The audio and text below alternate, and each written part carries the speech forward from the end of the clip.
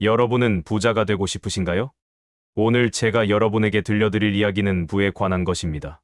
많은 사람들이 부자가 되는 것을 어렵게 생각하시지만 생각보다 부는 멀리 있지 않으며 사실 그것을 달성하는 과정에 있기 때문에 진짜 부자가 되는 법에 대해 플라톤의 지혜를 빌려서 쉽게 이야기해 보겠습니다.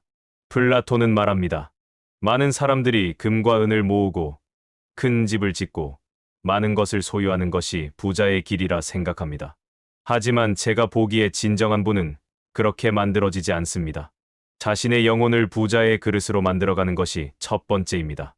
진정한 부자란 영혼이 건강한 사람입니다. 여러분의 영혼에는 세 가지 부분이 있어요. 이성, 기계, 그리고 욕망입니다. 이 세 부분이 조화롭게 균형을 이룰 때 여러분은 진정한 부자가 됩니다. 제 제자 아리스토텔레스도 이런 말을 했습니다. 부는 영혼을 행복하게 하는 도구일 뿐, 그 자체가 목적이 되어서는 안 된다. 금화 1000개를 얻었지만 잠을 이루지 못한다면 그는 가난한 사람입니다. 그것은 그 사람이 자신이 가진 그릇 이상의 금화를 가졌다는 것을 의미합니다. 넘쳐버린 금화로 인해 그는 평생을 한번 개운한 단잠 한 번을 못 잘 수 있다는 이야기입니다. 1000개의 금화를 써서라도 그가 단잠에 잘 수 있을까요? 금화는 그저 금화에 불과합니다. 자신의 그릇을 만들어가는 것이 그래서 중요합니다. 그렇다고 자신의 그릇이 작은 것 같다는 것에 분노하지 마십시오. 그것은 마치 수레바퀴를 연결하는 작은 바퀴의 부품 조각이 너무나도 작아서 속상해하는 것과도 같습니다. 작아도 제 기능을 하기 위해 중요한 부품이죠. 그릇이 작은 사람도 자신의 인생에 그 성품과 인품에 걸맞는 부를 소유하는 것이 바로 부자의 그릇이란 이야기입니다. 여러분, 아테네의 시장에 한번 가보십시오. 그곳에는 수많은 상인들이 물건을 팔고 있습니다. 그들은 더 많은 것을 사고 팔기 위해 분주합니다. 하지만 그들 중 얼마나 많은 이들이 저녁에 집에 돌아가 행복을 느끼는지 생각해 보십시오. 그저 잠시간 쓸 물건들을 파는 상인들이 어떤 삶을 살고 행복을 느끼는 것일까 생각해 보세요. 동굴의 비유를 들어보셨을 테지요. 많은 사람들이 물질적 부를 쫓는 것은 마치 동굴 속 그림자를 실제라고 믿고 쫓는 것과 같습니다. 진정한 부, 진정한 행복은 동굴 밖 태양 아래에 있습니다. 자신의 내면에 스며든 물을 찾아내어 동굴 밖으로 꺼내어야 합니다. 어떤 사람이 내게 물었습니다. 플라톤, 어떻게 하면 부자가 될 수 있습니까? 저는 이렇게 대답했습니다. 더 많이 가지려 하지 말고 더 적게 욕망하십시오. 적당한 물질적 안정은 필요합니다. 배고픈 사람이 철학을 할 수는 없으니까요.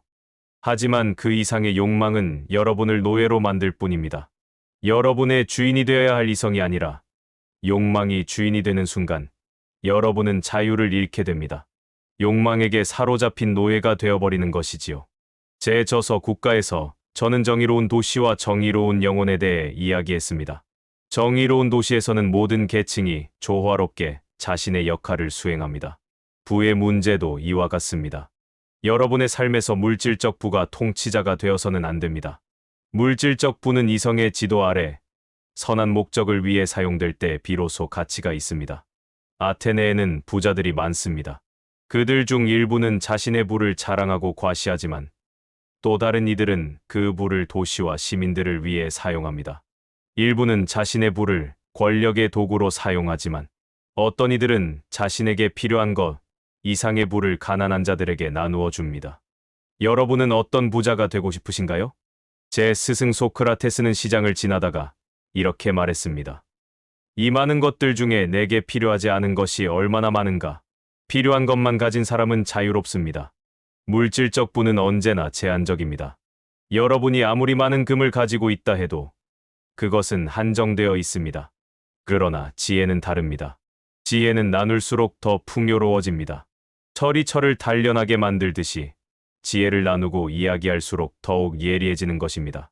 제가 여러분과 지혜를 나눈다고 해서 제 지혜가 줄어들지 않습니다. 오히려 우리 모두가 더 지혜로워집니다. 여러분, 이것이 바로 진정한 부입니다.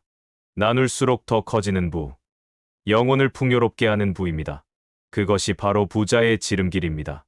물질을 담기 전에 자신의 그릇을 넓히고 단단하게 만드는 것입니다. 그릇의 크기가 크다고 자랑할 일도 아닙니다. 어떤 큰 그릇은 너무나도 약하기에 큰 그릇만큼 담을 수 없기 때문입니다.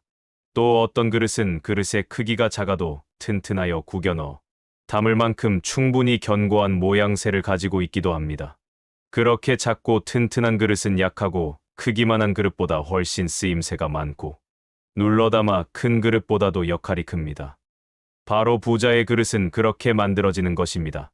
육체에 건강이 있듯 영혼에도 건강이 있습니다. 건강한 육체가 물질적 풍요를 누릴 수 있게 해주듯 건강한 영혼은 정신적 풍요를 가져다 줍니다. 영혼의 부는 무엇으로 측정할 수 있을까요? 그것은 여러분이 얼마나 많은 덕대를 가지고 있는가로 측정됩니다. 지혜, 용기, 절제, 정의 이 네 가지 덕을 갖춘 사람은 진정한 부자입니다.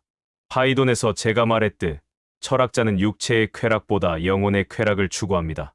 육체의 쾌락은 일시적이지만 영혼의 쾌락은 영원합니다. 많은 사람들이 부와 행복을 동일시합니다. 그러나 부가 항상 행복을 가져다 주는 것은 아닙니다. 때로는 오히려 그 반대일 수 있습니다. 시라쿠사의 왕 디오니시오스를 생각해 보십시오. 그는 엄청난 부를 가지고 있었지만 늘 암살의 두려움에 시달렸습니다. 그는 자신의 딸에게도 그 두려움으로 인해 면도칼을 맡기지 못했고 방 안에 도랑을 파서 그 위를 다리로 건너야만 자신의 침대에 도달할 수 있게 했습니다. 그는 아마도 자신의 평생의 밤을 두려워하며 한 번도 달콤하고 개운한 잠을 잔 적이 없을지도 모릅니다. 모든 것을 가졌다고 생각하겠지만 정작 가장 가난한 거리의 거지보다도 못한 밤을 평생 동안 지냈던 것입니다. 이것이 여러분이 원하는 부자의 삶입니까? 저는 그렇게 생각하지 않습니다. 진정한 부자는 어떠한 것에도 두려움 없이 사는 사람, 자신의 영혼이 평화로운 사람입니다. 여러분, 제가 오늘 여러분에게 전하고 싶은 메시지는 간단합니다. 물질적 부를 완전히 버리라는 것이 아닙니다. 그것은 삶을 위해 꼭 필요합니다. 그래서 열심히 세상에서 노력하는 것은 결코 나쁜 것이 아닙니다. 그리고 그에 상응하는 보상으로 물질을 획득하는 것이 마땅합니다. 하지만 물질로 여러분의 삶을 지배하게 하지 마십시오. 자신이 노력한 만큼의 대가가 가장 값지기 때문에 물질이 값어치 있는 것입니다. 금화 한 잎만큼의 노력이 들어갔다면 금화 하나를 가져가는 것이야말로 가장 자신의 영혼을 기쁘게 하기에 충분한 것이라는 겁니다. 그러나 우리는 결과에 눈이 멀어 언제나 보이는 세계의 결과에 집착하게 됩니다. 여러분으로 하여금 그것이 정신과 영혼마저 지배하게 놔두지 마십시오. 진정한 부는 지혜를 사랑하는 마음, 아름다움을 볼 줄 아는 눈, 그리고 선샷을 추구하는 영혼에 있습니다. 이것이 제가 여러분에게 전하고 싶은 부에 관한 지혜입니다. 여러분의 영혼이 부유해지길 바랍니다. 그리고 그 부유함을 통해 어느새 물질적으로도 부자가 되어 있음을 깨닫게 되길 바라겠습니다.